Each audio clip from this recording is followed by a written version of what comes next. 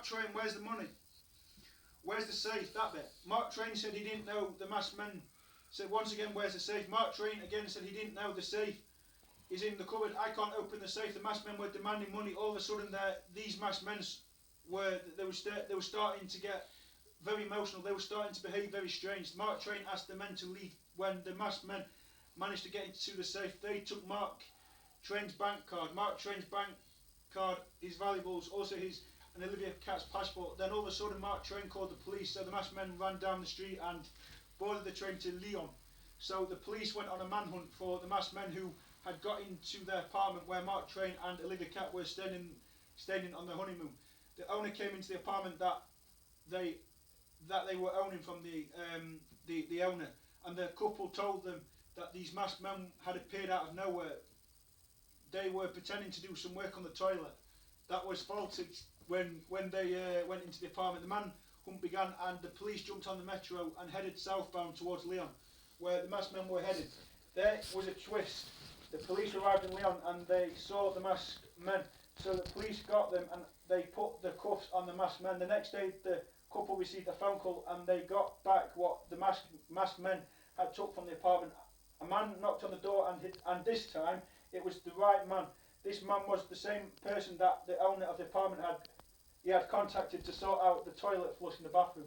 The next day, the couple got some free tickets to watch Paris Saint-Germain and Lyon at Parc des Princes. So the couple made their way on the tube to the ground. The couple arrived at the ground when, out of nowhere, there was a man who was a pickpocket. He went into the couple's coat pockets and tried to take their mobile phone. The couple went inside the ground where they went to their seats and watched Paris Saint-Germain beat Lyon 2-1 with 2 goals from Zlatan Ibrahimovic. The next day, the couple boarded the train home. They went for the weekend to Paris. When they arrived at the airport, they loaded the luggage and the assistant asked them some security questions. They answered the question and waited in to check. They waited in the check-in to board the plane. As they got on the plane, what they didn't know what would happen next, which was quite disgusting. If I have to be honest with you, the words which these individuals used were terrifying for the couple. As they landed back at Manchester Airport, they were followed by the same gang who were quite disgusting. They got in the car only for the gang to drive off in their car, this was a very horrific experience for the couple. It was really terrifying that the couple didn't wish to speak to the media. They were so terrified that there was an actress voice what had spoke to the media. The couple they eventually got their car back and they drove back to Birmingham, which is where they are from.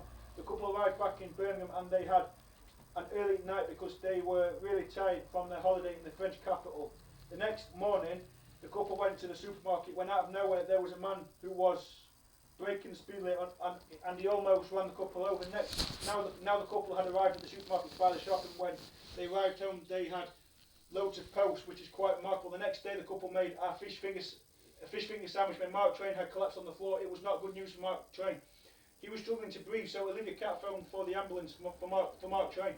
Now the ambulance had arrived, Mark Train was rushed to hospital. He was covered in blood and he was unconscious. Olivia Catt feared for Mark Train's life. The next morning, Mark Train woke up and Mark Train had treatment.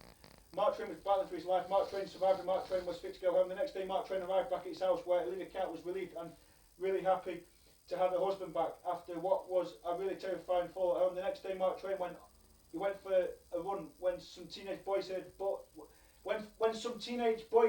headbutted Mark Train. These teenage boys were out of control. Mark Train suddenly carried on his run. The teenage boys were following Mark Train for no reason. Mark Train carried on his run. The next day, Mark Train went to work when the same guys who followed Mark Train when he was on his run followed him yet again to the shop. Mark Train's emotions were he had to report these teenage boys who were in a gang. These gangs planned to follow Mark Train. Finally, all of a sudden, there was a power cut in Mark Train's home. So Mark Train, he had to use his torch to get around the house. Now the power had come back on. The power cut lasted a minute, the quickest power cut ever.